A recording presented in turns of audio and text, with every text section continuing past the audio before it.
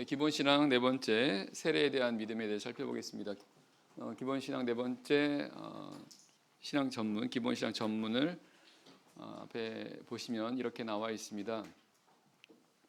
세례는 죄 사함을 받는 중생의 성례이며 반드시 물과 성령으로 거듭난 자가 주 예수 그리스도 이름으로 흐르는 물에서 베풀며 세례를 받는 자는 머리를 숙이고 전신이 물에 잠기는 침례를 받아야 함을 믿는다.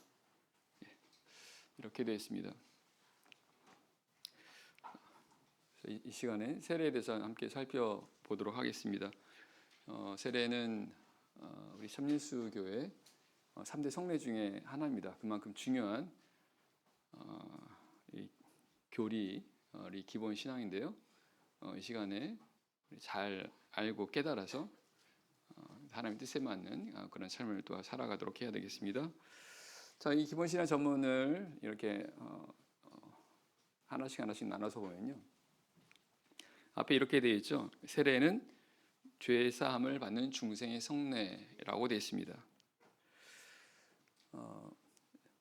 세례는 죄 사함에 효력이 있는 성례라는 것을 알게 됩니다. 사실 세례를 받는 가장 큰 목적이기도 합니다. 바로 죄 사함 때문에라는 것입니다.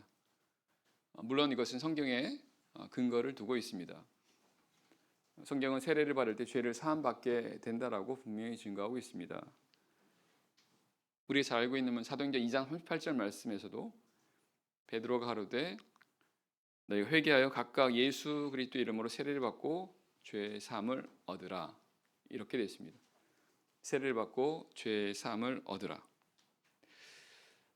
사도행전 22장 16절에서 아나니아가 사울에게, 나중에 바울이 될 사울에게 이렇게 말합니다. 일어나 주의 이름을 불러 세례를 받고 너의 죄를 씻으라 하더라. 역시 세례를 받고 죄를 씻게 된다라는 것을 알게 됩니다.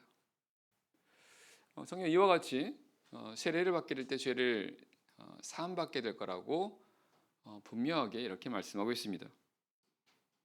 그러면 이 세례를 통해서 어떻게 죄가 사해지는 것인가, 이 부분도 우리가 좀 더 안다면 이 세례를 통해서 죄를 사함받게 된다라는 것을 더욱더 분명히 알게 될 거라고 생각이 됩니다. 로마서 6장 보겠습니다. 로마서 6장 2절입니다. 로마서 6장 2절 에서 3절 말씀 제가 읽겠습니다. 로마서 6장 2절 3절. 로마서 6장 2절 3절입니다. 2절. 그럴 수 없느니라. 죄에 대하여 죽은 우리가 어찌 그 가운데 더 살리요?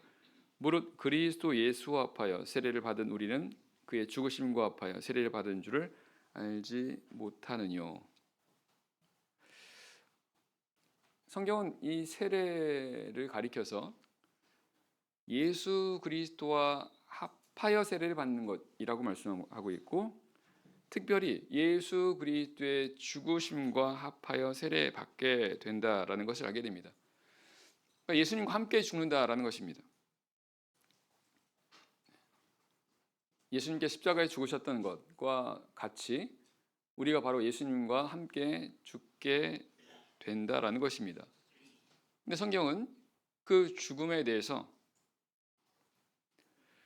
죄에 대해서 죽는다 이렇게 말씀합니다. 2절에 나와 있지 않습니까? 이 세례가 예수님과 함께 죽는 건데 죄에 대해서 죽는 거다라는 것입니다. 죄에 대해서. 죄에 대해서 죽는다라는 것은 이제 더 이상 죄와 상관이 없다라는 뜻이기도 합니다. 마치 우리가 쉽게 생각을 한다면 죄를 지은 그런 사람이 이제 감옥 안에 들어갔습니다. 근데 감옥 안에 들어가는데 이 사람이 거기서 죽었어요. 그럼 이 사람은 계속 감옥 안에 있을 필요가 없습니다. 왜냐하면 죽었기 때문에 그렇습니다. 죽은 사람한테는 더 이상 죄를 묻지를 않잖아요. 실제로 그렇습니다. 실제로 누군가 죄를 범해서 교도소에 들어갔어요. 그러면 이제 만약에 거기서 죽는다. 그러면 이제 공소권 없습니다라고 해서 이제 더 이상 죄를 묻지 않게 된다는 것입니다. 바로 세례가 바로 그런 의미라는 것입니다. 예수님과 함께 죽게 되다 보니까 특별히 죄에 대해서 죽게 되기 때문에 더 이상 이제 죄에 대해서 묻지 않겠다. 그런 의미가 되는 것입니다. 그래서 7절에 보면 7절 이는 죽은 자가 죄에서 벗어나 의롭다 하심을 얻었음이니라. 죄에서 죽다 보니까 더 이상 이제 죄 가운데서 매일 필요가 없는 거죠. 그러니까 죄에서 벗어났다는 것입니다. 죄에서 벗어났다는 것은 결국 죄가 없게 된다. 그 의미가 되는 겁니다. 이걸 가리켜 성경은 죄를 사함 받았다 이렇게 말씀하시는 겁니다. 그래서 세례를 통해서 죄를 사함 받게 되는 이유가 바로 여기에 있다라는 사실입니다. 성경은 이 예수님의 피로 인해서 죄를 사함 받게 된다라는 것을 구약 그리고 신약에서 계속해서 말씀하십니다. 그래서 구약 우리가 알고 있는 것처럼 구약의 제사 하나님께 드리는 제사를 통해서 동물을 잡아서 동물의 피를 흘리고 그 피를 가지고 하나님께 제사를 지냈을 때 그 제사를 드린 사람의 죄가 사함 받게 되는 그런 원리와 결국 이것은 예수 그리스도의 피를 통해서 이제 하나님 앞에 죄를 사함 받게 될 것을 이제 말씀하시는 거죠. 피 흘림이 없으니 사함이 없느니라라는 그런 말씀도 바로 여기에 해당된다는 것을 알게 됩니다. 에베소 1장 7절 그의 피로 말미암아 구속 곧 죄 사함을 얻었다라고 말씀하십니다. 그의 피로 말미암아 구속 곧 죄 사함을 얻었다라는 것입니다. 그래서 이 세례가 죄 사함의 효력이 있다라는 거죠. 그 죄 사함의 효력이 있는 이유가 바로 피 때문에 피 때문이라는 것입니다.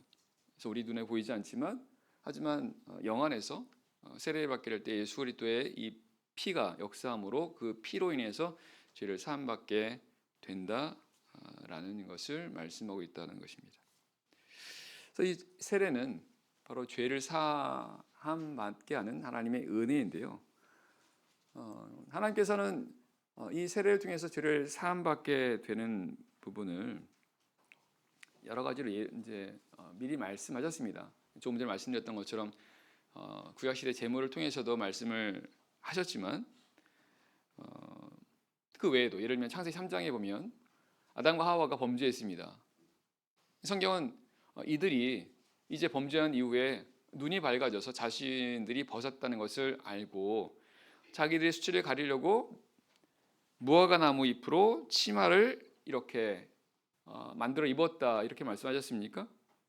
그런데 창세기 3장 21절에서는 여호와 하나님이 아담과 그 아내를 위하여 가죽 옷을 지어 입히셨다라고 말씀하십니다. 결국 이 아담과 하와가 무화과 나무로 옷을 이렇게 엮어서 입었다는 것은 자신의 수치를 가리려고 하는 거 아니겠습니까? 근데 하나님께서 그들을 위해서 이제 가죽 옷을 입혀서 그들의 수치를 가리게 하셨다는 것은 이제 사람들이 자신들의 이런 허물을 가리기 위해서 자신들의 방법으로 했지만 그거 가지고는 안 되지 않습니까? 그래서 하나님께서 이제 동물을 왜냐면 가죽 옷을 입히려면 동물을 잡아야 되니까요, 그죠? 이제 그렇게 해서 동물을 잡아서 그 동물의 이 가죽으로 그들의 이 수치를 가리겠다는 것은 바로 이제 하나님께서 이 사람들의 그런 이 죄를 수치를 이렇게 가리우게 하실 거다라는 것을 미리 보여주신 예표라는 겁니다. 물론 피를 통해서죠. 가죽 옷을 입으려면 이제 동물의 피가 필요하니까요. 그래서 갈라디아 3장 27절 말씀에서는 무릇 그리스도 예수와 합하여 세례를 받은 사람은 그리스도로 옷 입었느니라 이렇게 말씀하시는 겁니다. 세례를 받는 것을 가리켜 그리스도로 옷 입게 된다라고 말씀하시는 겁니다. 예수님으로 옷 입는다는 것은 이제 우리 죄인들이 예수님 안으로 들어가는 겁니다. 예수님으로 옷을 입는 거죠. 그러니까 비록 우리는 죄인이지만 죄가 많은 그런 죄인들이지만 죄가 없는 예수님을 옷 입다 보니까 이제 죄가 없는 사람 같이 여겨지게 된다라는 것입니다. 또한 구약 시대에 하나님께서 반드시 하나님의 백성이라고 한다면 행하도록 하는 게 있었습니다. 바로 할례였습니다. 할례. 하나님 특별히 아브라함에게 언약을 맺으시면서 아브라함과 그의 후손들과 언약을 맺으신다라고 하셨습니다. 그래서 이들이 하나님의 백성이 될 건데 그렇게 하려면 반드시 이 언약을 지켜야 되는데 이 언약이 바로 할례라고 말씀하십니다. 할례. 근데 이 할례가 바로 이 세례를 예표한다라는 것입니다. 골로새서 2장 보겠습니다. 골로새서 2장 11절입니다.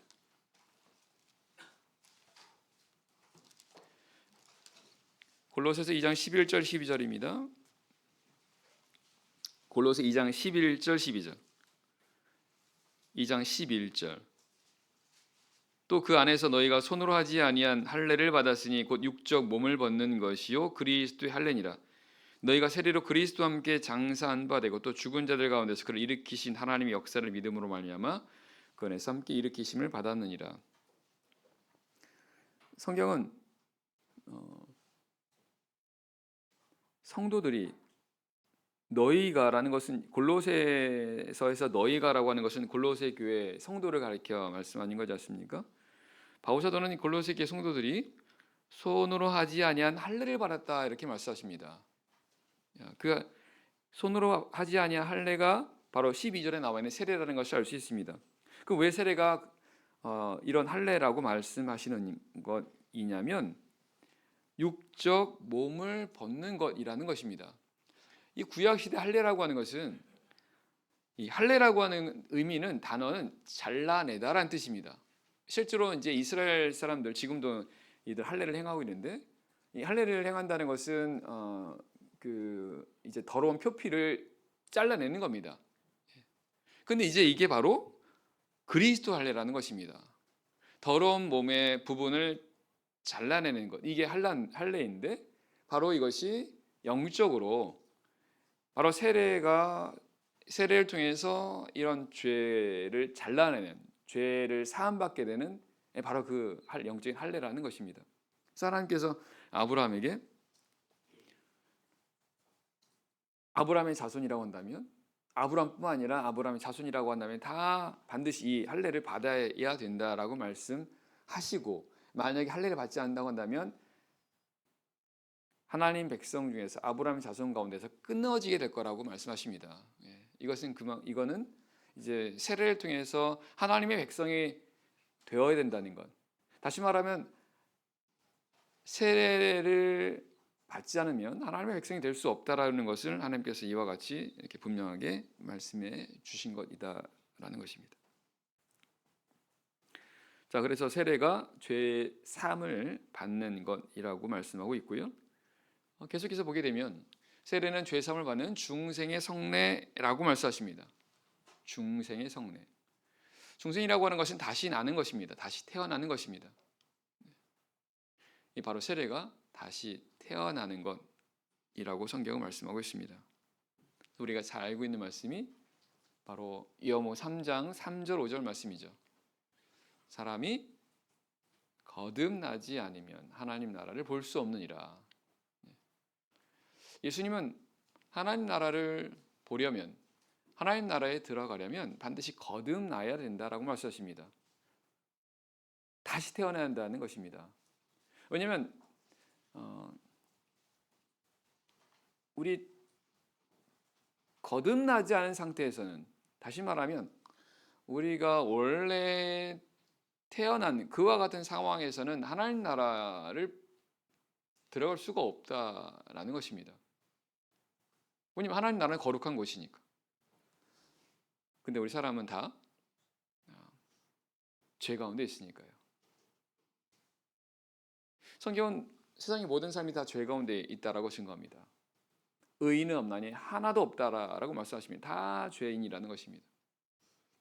그럴 수밖에 없는 것이 모든 사람은 태어나면서부터 죄인인 거죠. 태어나면서부터.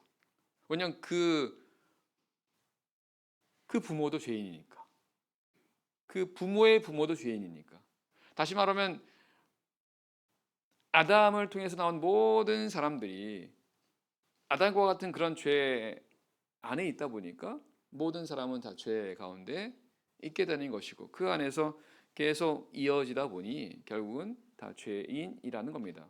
문제는 그런 상태에서는 거룩한 하나님 나라에 들어갈 수가 없는 것이 되는 거죠.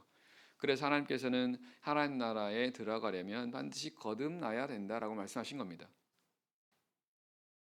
그 거듭날 방법에 대해서 3장 5절에서는 물과 영으로 나지 않으면 하나님 나라에 들어갈 수 없다라고 말씀하십니다. 여기서 말하는 이 물이 바로 세례라는 것을 말씀하고 있습니다.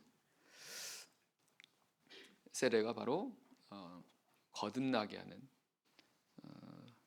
그래서 하나님 나라에 들어가게 하는 그런 성례라는 것을 말씀하십니다.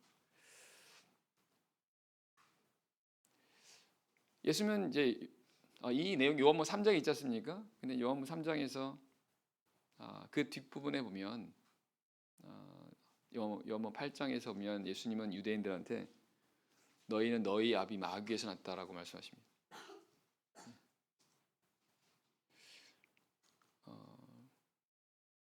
너희는 너희 아비 마귀에서 났다.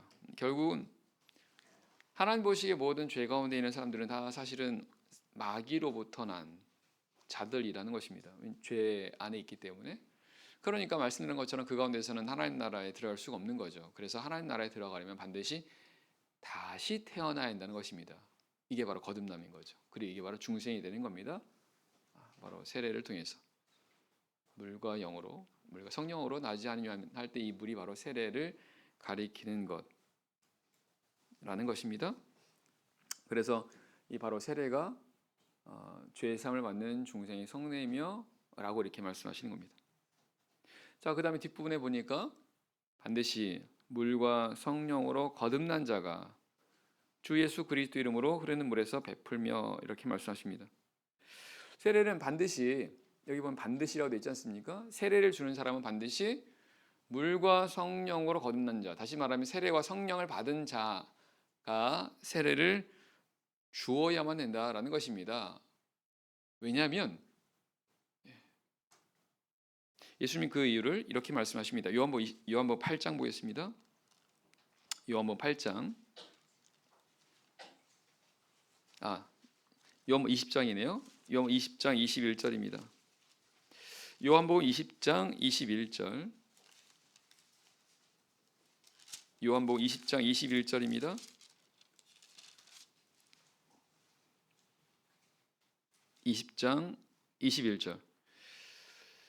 예수께서 또 가라사대 너희에게 평강이 있을지어다. 아버지께서 나를 보내신 것 같이 나도 너희를 보내노라. 이 말씀을 하시고 저희를 향하사 숨을 내쉬며 가라사대 성령을 받으라. 너희가 네 죄든지 사하면 사하여질 것이요 네 죄든지 그대로 두면 그대로 있으리라 하시니라. 예수님께서 제자들을 보내십니다. 예수님께서 제자를 보내시는 것은 그들에게 이제 복음을 전하게 하시는 겁니다. 예수님께서 승천 전에 제자들에게 하신 말씀이 바로 이 말씀이지 않습니까? 너희는 가서 모든 족속으로 제자를 삼고 아버지와 아들과 성령의 이름으로 세례를 주고 내가 너에게 분부한 모든 것을 가르쳐 지키게 하라. 예수님은 제자들에게 이제 그 구원의 복음을 전하도록 그들을 이제 보내십니다. 그래서 보내신다는 것은 이제 그들로 하여금 이제 사람들을 구원하도록 하는 건데, 구체적으로 바로 세례를 주어서 그들을 이제 구원하게 하는, 바로 그 복음을 전하게 하는 거 아니겠습니까? 근데 예수님께서 지금 제자를 보내실 때 성령을 받으라고 말씀하십니다. 성령 받으라고. 왜냐하면 너희가 네 죄든지 사하면 사하여질 것이요 네 죄든지 그대로 두면 그대로 있으리라. 바로 이 이유 때문에 그렇습니다.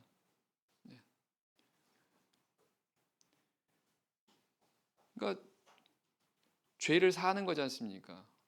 세례를 통해서 죄를 사하는 거잖아요. 예. 지금 우리가 지금 살펴보는 것처럼 세례를 통해서 죄를 사함 받아야 하나님 나라에 들어갈 수가 있는 건데, 근데 이제 이 죄를 사한다라고 하는 것은 그냥 사람들이 사람의 어떤 그 능력으로 되는 게 아니라 이 죄를 사는 것은 오직 하나님의 권세입니다. 하나님께서만이 죄를 사실 수 있지 않습니까? 그래서 예수님은 제자들에게 성령을 받으라고 말씀하시는 겁니다. 성령을 받을 때 이 바로 성령의 권세를 가지고 성령의 능력을 통해서 바로 세례를 줄 때 그 세례가 바로 이와 같이 죄를 사하게 하는 바로 그와 같은 효력이 있기 때문이다라는 것을 알게 됩니다. 그래서 우리 기본 신앙에도 보면 세례를 줄 때 반드시 물과 성령으로 거듭난 자, 세례받고 성령 받은 자가 바로 이렇게 세례를 주어야만 되는 거지, 아무나 이렇게 세례를 준다고 해서 그 세례를 통해서 죄가 사해지는 그런 효력이 있는 것은 아니다라는 것입니다. 그러니까 반드시 성령을 받은 가운데서 성령을 받은 자가 세례를 주어야만 이와 같이 죄 사함의 효력이 생긴다라는 것을 성경은 우리에게 말씀해주고 있습니다. 예수님께서 마태복음 16장 18절에서도 사실 이런 말씀하신 적이 있습니다. 내가 이 반석 위에 내 교회를 세우리니 음부의 권세가 이기지 못하리라, 이렇게 말씀하셨습니다. 그러면서 내가 천국 열쇠를 내게 주노니 내가 땅에서 매면 하늘에서도 매일 것이요, 내가 땅에서 풀면 하늘에서도 풀 것이다, 이렇게 말씀하셨거든요. 천국 열쇠를 주시겠다는 겁니다. 교회. 예수님께서 교회에 그런 권세를 주신다는 겁니다. 이 권세가 뭡니까? 음부의 권세를 이기는 권세입니다. 음부의 권세를 이긴다는 것은 바로 천국에 들어갈 수 있는 그런 권세를 주신다는 거죠. 그게 바로 죄 사함의 권세라는 겁니다. 죄 사함의 권세. 이 바로 죄 사함의 권세가 바로 교회에 있게 되는 것이고, 바로 이 교회가 세례를 행할 때, 예수 이름으로 세례를 행할 때 이런 죄 사함의 효력이 있는데, 말씀드리는 것처럼 성령이 있는 가운데서 성령을 받은 자가 세례를 이렇게 주도록 해야 된다는 것입니다. 그러니까 성령이 있는 교회에서 세례를 주어야만 이와 같은 죄 사함의 효력이 있는 거지, 성령이 없는 그런 교회에서 세례를 준다고 해서, 성령이 없는 교회에서 예수 그리스도 이름으로 그리고 물에 잠기는 그런 세례를, 그리고 또 뭐예요? 이 세례가 죄 사함을 받는 효력이 있다는 것을 설사 믿는다 하더라도 성령이 없는 교회에서 세례를 주게 되면 이건 아무 효력이 없다라는 사실입니다.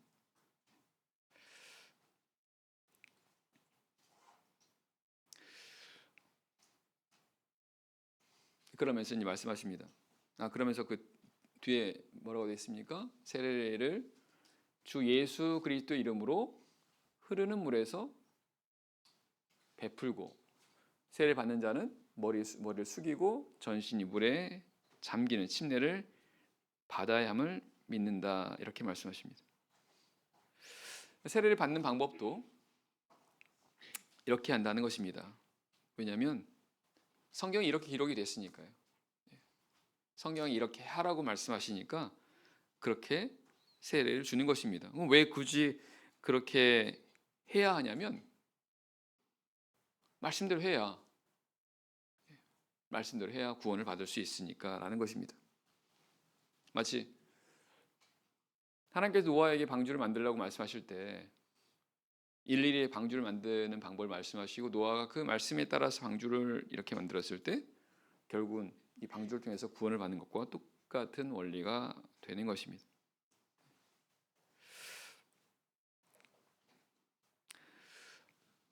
이 세례를 통해서 죄의 사함을 받는 것인데요. 이것은 예수님께서 십자가에서 죽으심으로 인해서 바로 죄를 사해질 수 있는 이 구원의 은혜가 열렸기 때문에 그런 것입니다. 그 말은 예수님께서 십자가에서 죽으심으로 이와 같은 죄사함을 받을 수 있는 그런 은혜가 열렸다는 것입니다. 다시 말하면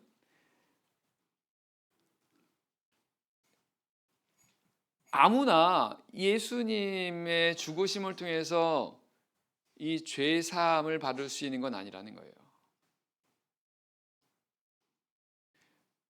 바로 그것을 믿고 받아들인 자들만이 예수님의 피가 역사에서 바로 죄를 사함 받을 수 있게 된다라는 뜻입니다.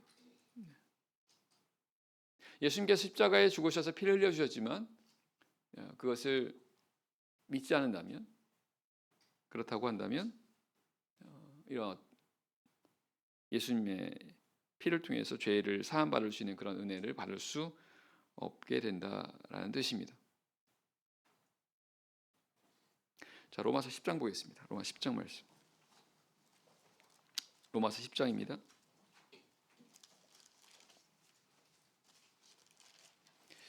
로마서 10장 9절입니다.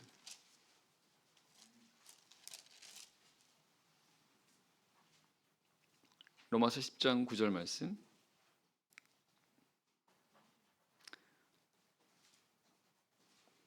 로마서 10장 9절. 내가 만일 내 입으로 예수를 주로 시인하며 또 하나님께서 그를 죽은 자 가운데서 살리신 것을 내 마음에 믿으면 구원을 얻으리니 사람이 마음으로 믿어 의에 이르고 입으로 시인하여 구원에 이르느니라. 예수님께서 세례에 대해서 하신 말씀을 보면 마가복음 16장 16절에서 믿고 세례를 받는 사람은 구원을 얻을 것이요 이렇게 말씀하시지 않습니까? 믿고 세례를 받는 사람은 구원을 얻을 것이다 이렇게 말씀하십니다. 그런데 여기 9절 10절에 보면 마음으로 믿고 입으로 시인하여 구원에 이른다고 말씀하세요. 그래서 사실 일반 교회에서는 이 말씀을 가지고 그 구원을 얻는다라고 하는 것은 이렇게 마음으로 믿고 그리고 입으로 시인하면 된다 이렇게 가르치고 또한 이렇게 증거합니다.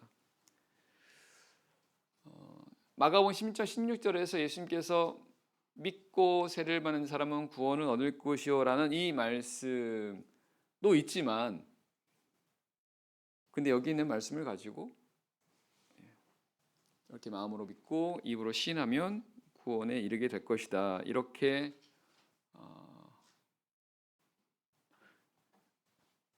가르치고 또 그렇게 또 전하고 있다는 것입니다. 13절 말씀 보면요. 13절. 누구든지 주의 이름을 부르는 자는 구원을 얻으리라. 결국 이제 10절, 9절과 10절의 말씀 그리고 13절의 말씀이 같은 거죠.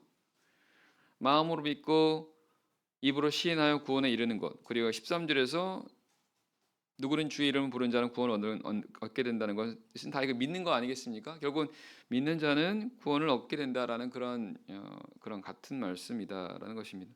그럼 이것이 이 말씀과 마가복음 16장 16절에 말씀하시는 믿고 세례를 받는 사람 구원을 얻을 것이라는 말씀과 충돌되느냐? 그건 아니라는 것입니다. 왜냐하면 예수님도 말씀하셨거든요. 믿고 세례를 받는 사람은 구원을 얻을 것이요 이렇게 말씀하셨어요. 그러니까 먼저 믿음의 과정, 그러니까 믿는 거라는 겁니다. 반드시 믿어야 되는 거죠. 믿지 않고 이렇게 세례를 받을 수는 없고 예수님을 믿지 않는 가운데서 이런 어떤 예수님의 은혜는 결코 있을 수가 없다는 것입니다. 결국 여기서 말씀하시는 것은 예수님을 믿을 때 이와 같이 구원을 얻게 된다라는 것을 말씀하고 있습니다.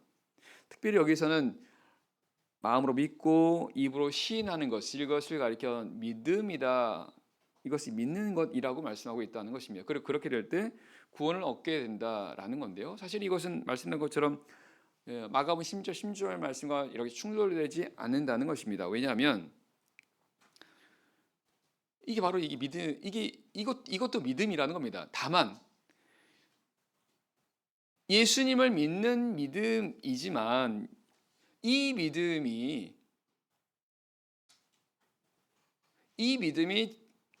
참된 믿음이라고 한다면 그러면 결국은 이제 말씀대로 행하는 그런 순종까지 이르게 되어야 된다라는 것입니다.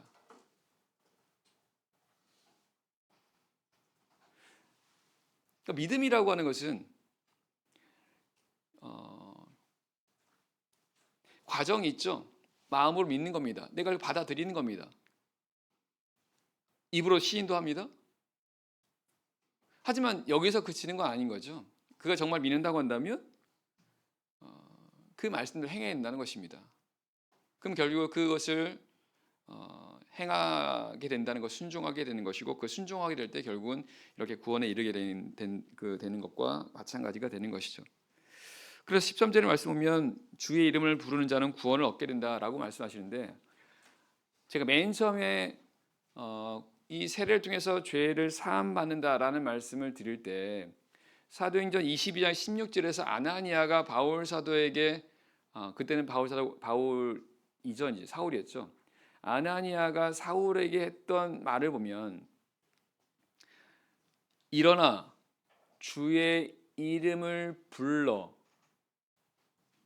세례를 받고 너의 죄를 씻으라라고 이렇게 증거합니다. 아나니아가 이 사울에게 즉 바울에게 세례를 받으라고 말할 때 어떻게 했다는 겁니까? 일어나서 주의 이름을 부르라는 겁니다. 주의 이름을 부르고 세례를 받아서 너의 죄를 씻으라는 겁니다. 그러니까 주의 이름을 부른다는 게 뭐예요? 결국 예수를 믿는다라는 것입니다. 그러니까 믿고 세례를 받는 사람은 구원 얻을 것이라는 이 말씀과 같은 거죠. 그리고 여기 로마서 10장도 같은 그런 의미라는 겁니다. 그래서 이런 믿음을 이제 넓은 의미에서 이제 이런 믿음을 예수님을 믿는 어떤 그 믿음을 이제 여기서 말씀하시는 거죠. 하지만 여기 있는 말씀만 가지고 다른 말씀들 하나님을 믿고 세례를 받는 사람은 구원을 받을 것이라는 이 뒷부분을 이렇게 빼버린다거나 그 부분을 생각하지 않고 여기만 본다고 한다면 그러면 그것은 잘못 그 구원에 이르는 그런 믿음까지 가지 못하게 된다라는 사실입니다. 결국은 순종하는 데까지 이르러야 그것이 참된 믿음인 것이고 하나님께서 원하시는 그런 믿음이 되는 것이고 이 죄 사함을 받게 되는 그래서 구원에 이르는 이 믿음이라고 하는 것은 하나님의 원하시는 그 말씀대로 행하는 데까지 갈 때에 바로 이제 하나님께 인정하는 그런 믿음이 된다는 것입니다. 그래서 일반 교회에서 말하는 것처럼 딱 이 부분만 가지고 마음으로 믿고 그 다음에 입으로 시만 하면 구원을 받게 된다라는 그렇게 해서 구원을 받는다라고 말하는 것은 그것은 잘못된다라는 것입니다. 그럼 일반 교회에서 이렇게 주장하는 이유는 왜 그런 겁니까? 일반 교회에서는 이 세례를 인정하지 않기 때문에 그렇습니다. 믿고 세례를 받는 사람은 구원 얻을 것이요라고 성경은 말씀하십니다. 그런데 이제 일반 교회에서는 이 세례는 구원과는 무관한 거라고 믿기 때문에 그런 거죠. 다시 말하면 여기 로마서 10장에 있는 말씀만 가지고 마음으로 믿고 입으로 시인만 하면 그러면 구원을 받게 된다라는 이런 구원관이 있다 보니까 그러니까 믿고 세례를 받는 사람은 세례를 받아야 구원을 받는다라는 이것과 충돌되다 보니까 이걸 인정하지 않는 것입니다. 그러니까 마음으로 믿고 입으로 시인만 하면 구원을 얻는다라고 이제 가르치고 주장하는 거죠. 실제로 일반 교회에서 이 세례에 대해서 갖는 생각은요, 갖는 믿음은 우리 참예수교회에서 우리 교리의 근간이 되는 우리 교리가 기본 신앙을 가지고 정리를 해놨지 않습니까? 지금 방금 우리가 기본 신앙 네 번째 세례에 대한 전문이 나와 있는 것처럼 각 그 일반 교회에서도 자신들이 갖고 있는 어떤 그런 교리가 있어요. 그걸 정리해 놓은 것들이 있습니다. 그걸 가지고 그걸 근간으로 해서 가르치기도 하고 전하기도 하는데, 보면 장로교든 그다음에 감리교든 침례교든 성결교든 다 그들의 어떤 이 기본 신앙, 다시 말하면 그들의 정리해 놓은 교리에 이 세례는 구원과는 무관하다라고 분명히 명시가 되어 있다라는 것입니다. 예를 들면 장로교 같은 경우는요, 장로교는 웨스트민스터 신앙 고백이라고 하는 이런 우리로 말하면 기본 신앙이 있습니다. 거기에 세례에 대한 이런 그들의 신앙 고백, 그리고 그렇게 믿음이 나와 정리가 되는데요. 이렇게 되어 있어요.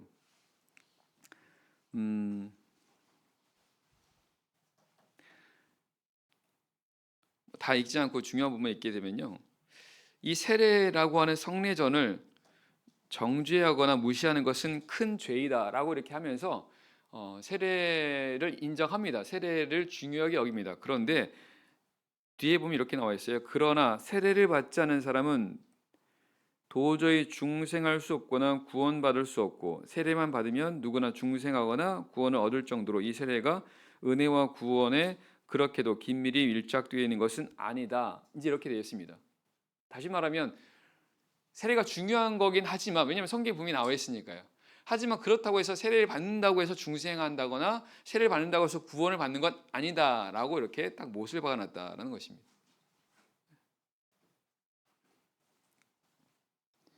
그 다음에 감리교에서는 세례는 공인하는 표와 그리스도인을 세례받지 아니한 사람과 분별하는 표적이다라고 이렇게 해놨습니다.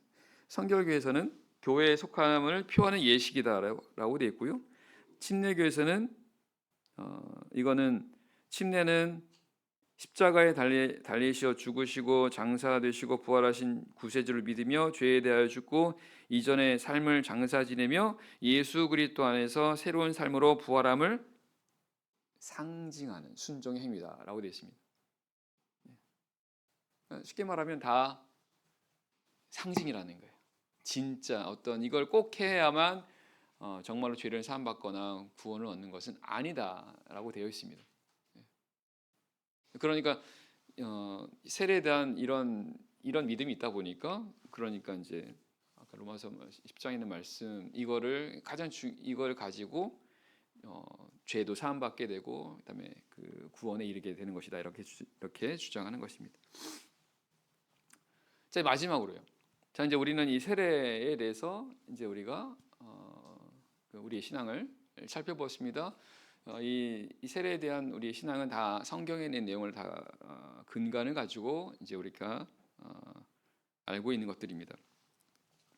자, 그러면 이제 우리가 세례는 우리가 너무나 중요하게 여기는 그런 성례이고요. 그러다 보니까 우리도 각자 다 세례를 받았습니다. 그죠? 그러면 세례를 받은 이후에는 우리가 어떻게 해야 될까요? 여기 계신 분들 다 세례를 받았습니다. 그죠? 세례를 받은 이후에 우리는 어떤 삶을 살아야 되는지도 우리가 분명히 알아야 되지 않습니까? 자, 세례를 받는 이유부터 다시 한번 생각해 보면, 세례는 왜 받는다고요? 죄 사함을 받는 겁니다. 그죠? 아까 처음에 나오는 것처럼 세례는 죄 사함을 받는 중생의 성례라고 이렇게 말씀하시기 때문이었습니다. 세례를 받는 이유는 죄를 사함 받기 위해서입니다. 그러면 세례를 통해서 죄를 사함 받는다라는 거죠. 그렇다면 죄에서 사함 받는다라는 뜻이 뭘까요? 거룩해진다는 뜻입니다. 세례를 통해서 거룩하게 된다는 것입니다. 그럼 세례를 받은, 하나님께서 우리 하나님 택하신 자들에게 세례를 주신 이유는 뭐라는 것을 알 수 있습니까? 거룩하게 하시려고 한다는 것입니다. 거룩한 삶을 살아가도록 하기 위해서 우리에게 세례를 주셨다는 것이에요. 그래서 세례를 통해서 죄를 사해 주셨다는 것은 우리를 거룩하게 구별하셨다라는 것입니다. 그러면 이제 우리가 세례를 통해서 죄를 사함받게 되는, 사함받은 우리 성도들이 해야 되는 게 있다고 한다면 거룩한 삶을 사는 겁니다.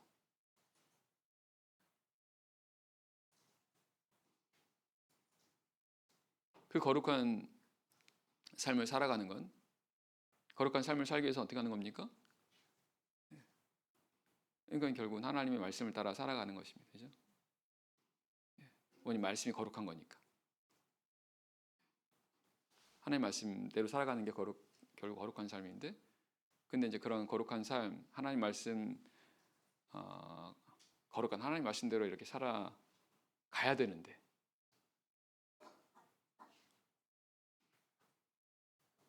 그래서 하나님께서 우리에게 주신 게 바로 성령이라는 것입니다. 성령이.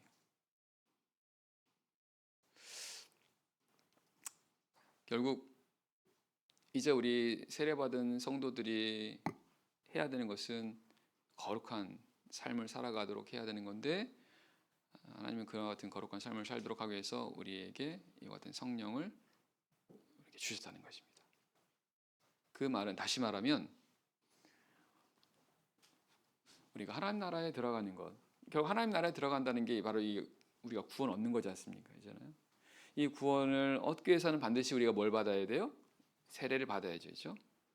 세례를 받은 다음에 이제 성령을 하나님께서 주셔서 성령을 받고 이제 거룩한 삶, 다시 말해 하나님 말씀대로 순종하는 그런 삶을 살아가게 될 때 결국 하나님 나라에 들어가게 된다라는 것입니다. 그래서 구약 시대 이스라엘 백성들의 삶이 어땠습니까? 하나님께서 애굽에서 그들을 건져주셨잖아요. 건져주셨지 않습니까? 어떻게 건져주셨어요? 어린 양의 피를 문설주에 발라서 거기서 구원해 주셨습니다. 이게 뭐예요? 죄로부터 나오게 한 겁니다. 죄의 삶을 받게 하셨다는 겁니다. 죄로부터 구원하셨다는 뜻입니다. 결국 죄 사함을 받는다는 것은 죄로부터 구원받았다는 뜻입니다.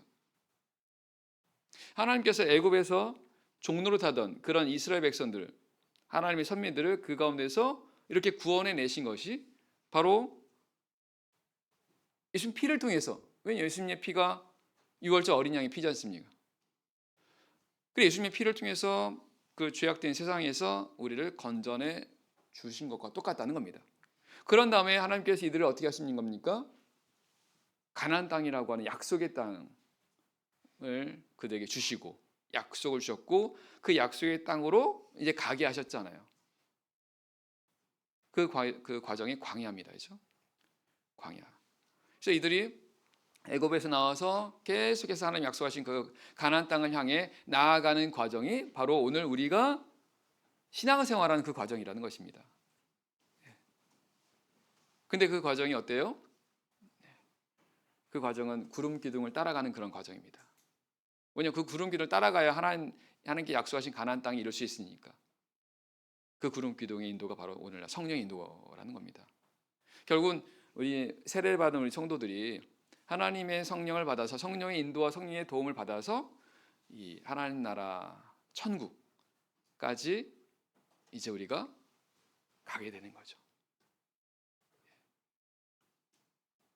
그래서 예수님께서 요한복음 3장 5절에서 사람이 물과 성령으로 나지 않으면 하나님 나라에 들어갈 수 없다라고 하신 말씀도 결국은 세례를 받고 성령을 받아야 하나님 나라에 들어갈 수 있게 된다라고 말씀하시는 겁니다. 그래서 결국 우리 세례받은 성도들이 이제 해야 되는 게 바로 이와 같은 삶이라는 겁니다. 출애굽기 28장 보겠습니다. 출애굽기 28장 말씀.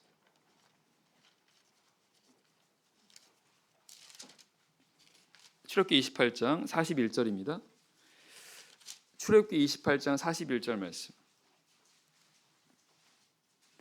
출애굽기 28장 41절. 28장 41절. 너는 그것들로 내 형 아론과 그와 함께한 그 아들들에게 입히고 그들에게 기름을 부어 위임하고 거룩하게 하여 그들로 제사장 직분을 내게 행하게 할지며. 43절 보겠습니다. 아론과 그 아들들이 회막에 들어갈 때나 제단에 가까이 하여 거룩한 곳에서 섬길 때에 그것들을 입어야 죄를 지어서 죽지 아니하리니 그와 그의 후손에 영원히 지킬 규례니라. 하나님께서 아론과 그의 아들들에게 제사장 직분을 주셨어요. 그죠? 제사장 직분이 뭐예요? 이제 성전에 들어가서 하나님을 섬길 수 있게 하는 그런 직분입니다. 근데 이 성전은 아무나 들어가면 안 되잖아요. 여기 43절 말씀처럼 아무나 들어가면 다 죽어요. 왜냐하면 하나님은 거룩하신 하나님인데 그 거룩하신 하나님 앞에 죄인이 들어가면 당연히 죽는 거 아니겠습니까? 그래서 하나님께서는 이 거룩하신 하나님을 섬길 수 있도록 이 제사장들이 하나님을 섬기는 이 직분이니까 이들로 하여금 하나님을 섬길 수 있도록 하신 방법이 뭐냐면 그들에게 옷을 입히는 겁니다. 제사장 옷을 입히는 거예요. 그 제사장 옷을 입어야 하나님 앞에 들어갈 수 있다는 것입니다. 이 제사장 옷이 뭐예요? 바로 예수 그리스도 옷 입는 것입니다. 바로 세례를 통해서입니다. 무릇 그리스도 예수 앞에 세례를 받은 사람은 그리스도 옷 입었니라라는 말씀처럼. 그런데 하나님께서 지금 이 아론과 그의 아들들에게 이런 제사장 옷을 입힌 다음에 하신 게 뭐예요? 기름을 붓습니다. 기름을 부었다는 뜻이 뭡니까? 이들 거룩하게 했다는 뜻입니다. 거룩하게. 왜냐하면 이들은 이제 제사장이 되었으니까 제사장 직분을 행해야 되지 않습니까? 근데 제사장 직분을 거룩한 이것을 수행하기 위해서 하나님께서 그들에게 이런 기름을 부게 하셨다는 것은 하나님께서 오늘날 우리 성도들을 세례를 통해서 죄를 사함받게 하신 다음에, 즉 거룩하게 하신 다음에 거룩하게 하신 것만 있는 게 아니라 우리로 하여금 거룩한 삶을 살게 하시지 않습니까? 이게 하나님이 진정 원하시는 거잖아요. 우리로 하여금 거룩한 삶을 살아가는 게 아닌 게. 그래서 그 거룩한 삶을 살아가도록 하기 위해서 우리에게 성령을 우리에게 거룩한 기름을 우리에게 부으셨다는 것입니다. 이게 바로 성령이라는 것입니다. 그래서 하나님께서 우리를 세례받은 우리 성도들을 거룩하게 하신 다음에 이름만 거룩한 자가 아니라 실제로 거룩한 삶을 살아가도록 하기 위해서 우리에게 성령을 우리에게 약속하고 우리에게 주신다는 거예요. 그리고 그 성령을 통해서 성령의 도우심과 성령의 이런 능력, 성령의 인도하심을 통해서 실제로 거룩한 삶을 살아가는 겁니다. 하나님 말씀대로 살아가는 게 거룩한 삶을 살아가는 거니까요. 그리고 그 하나님 말씀대로 살아가는 삶이 바로 하나님을 섬기는 삶이라는 겁니다. 그게 바로 영적 제사장의 그런 모습이라는 거예요. 제사장이 하나님께 제사 드리면서 하나님을 섬기는 일이지 않습니까? 하나님께 제사를 어떻게 드려요? 짐승을 잡지 않습니까? 동물을 잡아요. 그 동물을 잡아서 하나님께 제물을 바치는 겁니다. 근데 이제 우리 영적인 제사장들이 드리는 제사는 어떤 거예요? 너희 몸을 거룩한 산 제사로 드리라. 이것이 너희의 드릴 영적 예배니라. 바로 우리 자신을 하나님께 드리는 겁니다. 우리 자신을 하나님께 제물로 드리는 거예요. 우리 자신을 죽이는 겁니다. 제물처럼 순종하는 겁니다. 우리 자신을 하나님께 순종하게 하는 겁니다. 이게 하나님 섬기는 삶이고 이게 거룩한 삶이라는 거예요. 그래서 이런 삶이 되는 것은 바로 세례를 받고 그 다음에 성령을 통해서 이와 같은 삶이 된다는 것입니다. 결국은 우리가 최종적으로 하나님 나라에 들어가는 이 구원의 이 과정이 결국은 세례를 받고 성령을 받음으로 하나님의 거룩한 하나님의 뜻을 따라서 거룩한 삶을 살아가게 될 때 비로소 이렇게 이루어지게 되는 것입니다. 성경은 디도 3장 5절 말씀에 우리를 구원하시되 중생의 시침과 성령의 새롭게 하심으로 하셨다 이렇게 말씀하시는 겁니다. 그러나 반드시 세례를 받는 게 필요한 거죠. 하나님 나라에 들어가려면 반드시 세례를 받아야 되는 거니까 그래야 거룩하게 되니까요. 그래서 우리 참예수계의 세례는 죄를 사함받게 하는 그런 성례입니다. 우리가 하나님 나라에 들어가기 위해서 반드시 받아야 되는 그런 세례이고요. 그리고 또한 세례를 받는 것으로만은 하나님 나라에 들어갈 수는 없는 것입니다. 성령을 의지해서 거룩한 삶을 살아가도록 해야 하기 때문에 이제 우리 세례받은 성도들이 해야 되는 것이 있다고 한다면 성령의 능력을 힘입어서 거룩한 삶을 살아가는 것, 이것이 바로 오늘 우리 성도들이 해야 되는 그런 일이다라는 것입니다. 그리고 이걸 또한 이게 바로 복음이라는 거예요. 그래서 죄 가운데 있는 사람들에게 전해서 그들로 하여금 우리와 같은 이런 구원의 삶을 살아가도록, 하나님 나라에 들어가는 삶을 살아가도록 하게 하는 그런 일도, 그런 사명도 바로 우리 세례받은 또 성령 받은 우리 성도들에게, 참 예수교회 성도들에게 있다라는 것도 우리가 알아야 되겠습니다. 네, 찬송하겠습니다.